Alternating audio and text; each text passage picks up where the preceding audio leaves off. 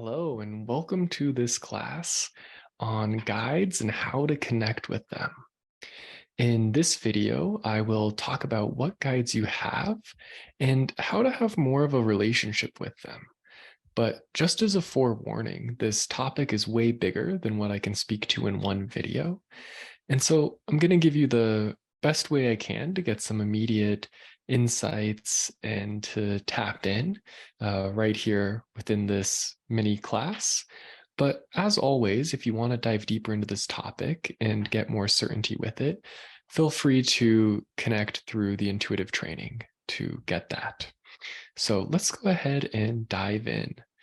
A lot of times when I give a reading to somebody, they might be curious about who their guides are, or they have a sense that guides are around them. Maybe even some people get a sense of there being a message or something that their guides are trying to communicate, something that's coming in. But it's usually not something that they feel clear on. It's not something that's really talked about or approved of in the world. We're very conditioned to think with our rational mind and to rely on our body and physicality to get things done, and research and intellect to find answers, right? So even though everybody inherently has guides and can connect to them, almost everyone is conditioned or taught by society not to, right? It's definitely not something that most people would trust for daily guidance, have that form of ongoing relationship with, right? And especially not for really important decisions, which is oftentimes the ones that we want the most guidance on. So, just like with any relationship in life, the more you practice communicating, checking in with that relationship, putting some attention on it, the better that relationship is going to go. And the same goes for guides.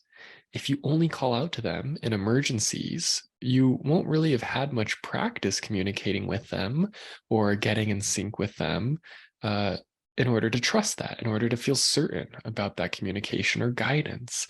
And so for most people, it becomes more of a desperate plea where you're envisioning the energy or you're envisioning the scene of what you don't want to happen while calling out to some guides to rescue you, throwing up a Hail Mary. And that's not really a good way to establish a clear relationship, a conscious relationship with guides, right? But the other side of it too is that, like, hopefully the rest of your relationships, you don't want to become dependent on that other person, or at least not codependent, right? You want to be able to have your own autonomy, your own ability to think for yourself and self-regulate. You want to be able to, live your own life, to learn, to grow, have a little room to make your own mistakes. It's not that connecting to your guides means you never make mistakes and everything goes perfectly. No, it just means you have someone there to run things by, to check in with, a second set of non-biased eyes. So we're going to learn a bit about guides and how to access them. But I just want you to remember that this is your life first and foremost. And so they're there for you, always available, always ready, full of insight and wisdom. But ultimately, you want them to teach you how to cultivate that same wisdom for yourself, to not grow dependent on them, but to get to work as a team, right? One where you're the captain of that team because it's your life. They don't get to be better than you or higher than you to where you're, worshiping them or, always doing what they say first and foremost. No.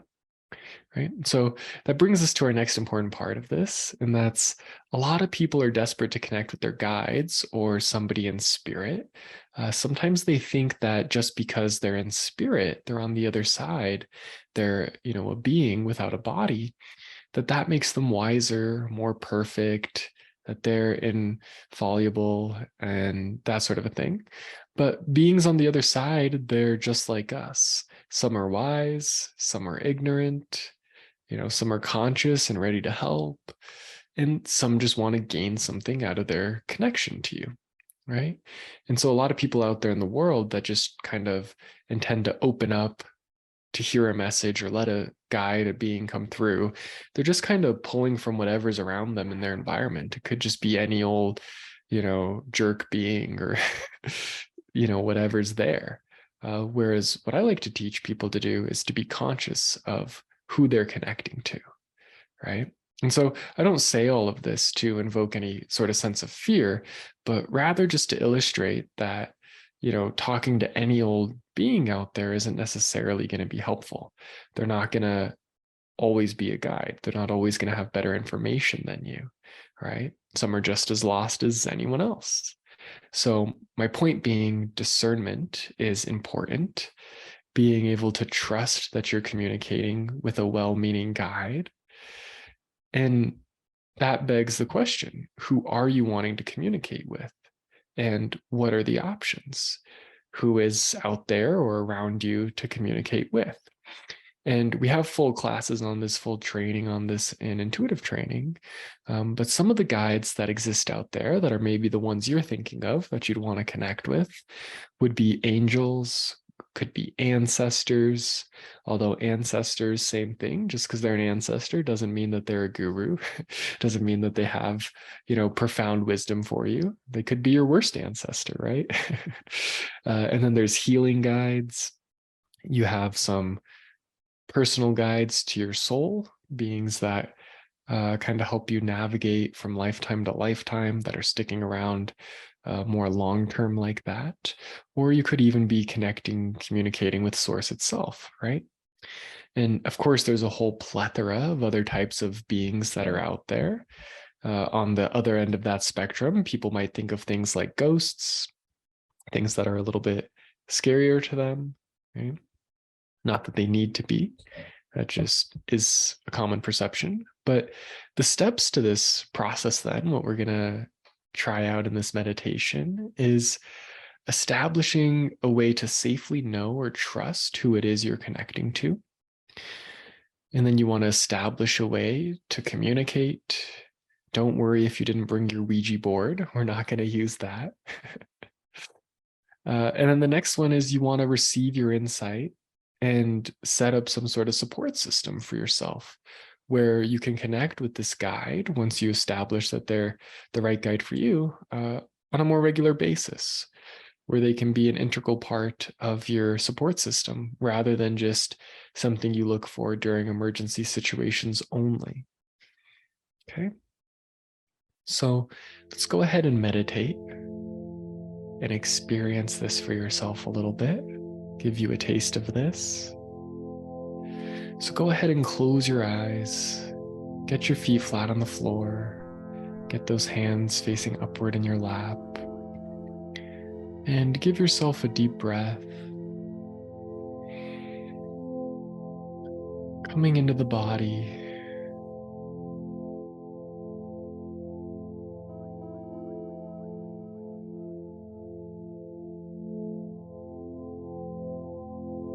And start to find your awareness behind your eyes, in between your ears.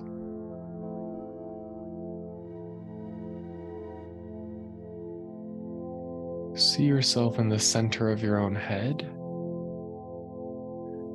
This is going to be a place in which you can be more spiritually clear, where you can gain this communication and information a bit easier.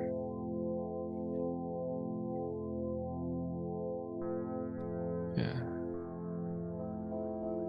And you may even see a scenery in the center of headspace, as if there's a small you in there standing in the middle of a forest or a beach or your favorite room.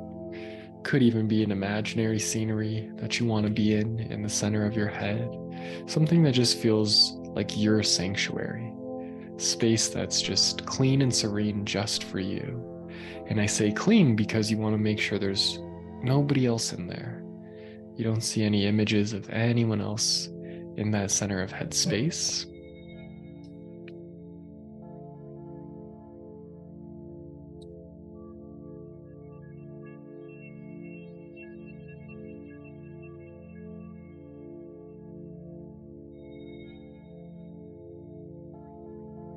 Good. Yeah, and again, you want to be in the center of your headspace because it puts you in deeper connection to your ability to see clearly, to communicate with these guides. Whereas if all of your energy was in your emotional center, or in your emotions, your feelings, you would just be feeling those guides, right? You'd be filtering that communication in through your body, through your senses.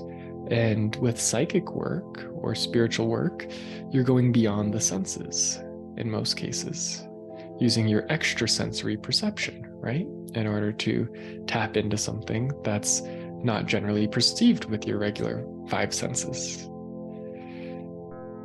Easy way to say that is just you're in the center of your head, you have access to more clarity. Okay. And so from there, we're going to use some visualizations to create a safe space and to start this process. When you visualize energy, you're creating a command. You're asking there to be something that's happening, right? And so would you imagine a big bubble around you, a big, solid, impenetrable bubble?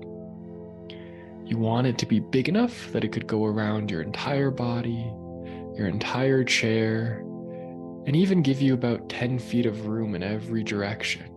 10 feet of space in front of you, behind you, side to side. Essentially about the size of the room that you're in. As long as you're not in a closet.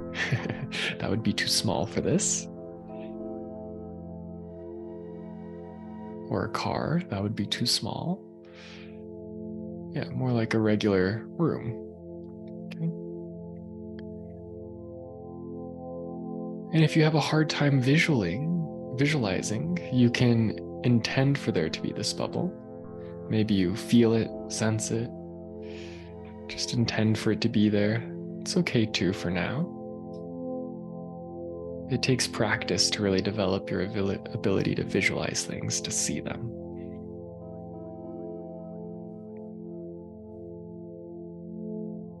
Yeah. And so before we connect to a guide, I just want to say that there's a lot that can come up when we start to hear that we have guides and that we can connect to them. But it doesn't have to be hard. It's something that's natural, right? The mind just tends to make it hard. It thinks that this is some foreign, difficult task, some new thing that you're learning, so it must be really complicated. But it actually can be really simple and direct. It's a natural ability that you have. You may have even had spirit friends as a kid, or a friend in spirit until somebody told you they were imaginary or not real before it got invalidated. Didn't seem to have a place in your life. It wasn't really working, right? Before then, it was easy. So rather, we're more letting go, unlearning, and opening back up to this natural ability that we all have within us. So just give yourself a deep breath. Letting it be easy.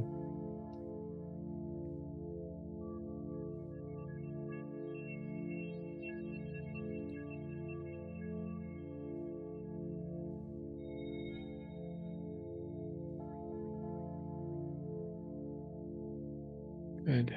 And now with your intention and visualization abilities, would you ask that source energy or the supreme being, God, the universe, whatever name you feel comfortable with, will send down to you the guide that you're ready to meet, a guide who is in alignment with your highest good.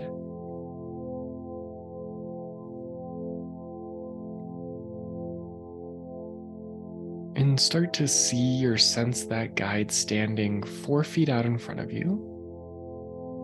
It's within that bubble of safety you created, but it's not right up against your face. You have a little bit of room there, 4 feet out in front of you. And in your own way, say hello to that guide, knowing that that source energy found you the right one for you to connect with, the guide that's going to be in alignment with your highest good.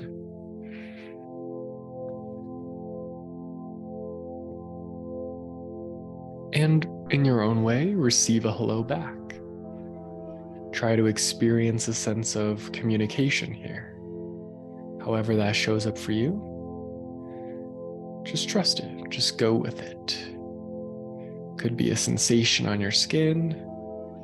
Could be something you hear, a thought that comes into your mind.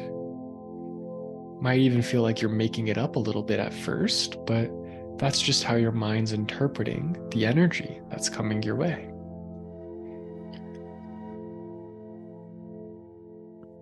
You could get a vision of an image. That's oftentimes how spirit communicates, in images. Image is worth 1,000 words. But if not, hear it as some thoughts, some feelings, or a sense of what kind of energy that is. Meaning, does that being feel protective? Do they feel loving, kind, insightful? What do you notice?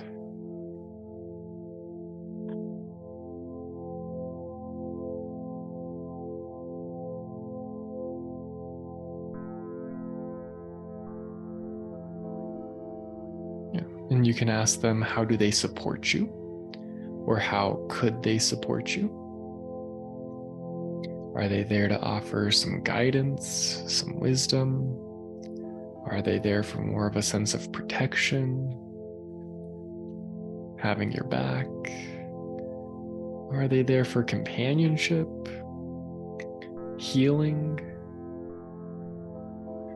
Or are they just there to help you find the best parking spots?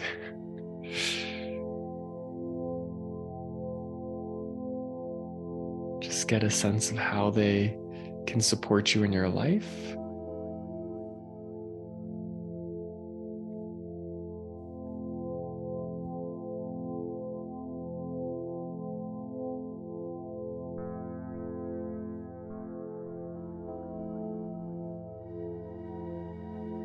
And let them know that you'd like to practice communicating with them in this way, building upon this relationship.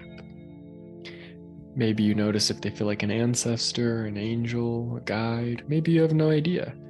Like, could be anyone, but they feel really soothing. Feels like they really care. And if it feels hard or unclear now, that's okay. This is likely your first time ever trying this exercise. So as always, practice will build certainty. You can come back to this and try it again later. But for now, let them know that rather than an emergency-only type of relationship, you'd like to have more of an ongoing, consistent, yet not codependent relationship. And give yourself a breath in. And you can let this guide know that they can leave now, that you're done with this exercise for now. And just stay in the center of your head for a moment longer. And just see what feelings, thoughts, sensations come up around this exercise for you. Try to have some amusement and distance from whatever comes up.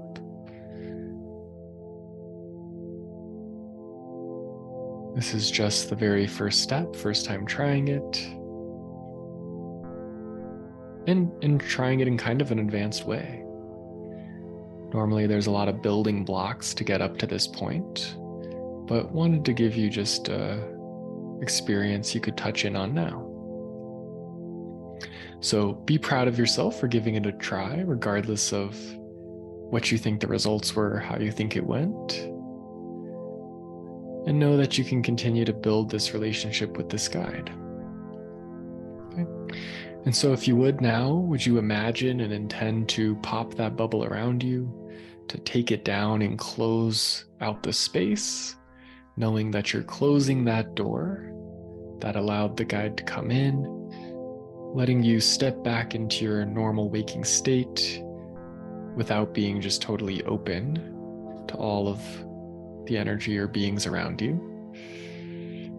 Yeah, you can give yourself another breath. And when you're ready, you can start to wiggle and stretch and come on out of meditation.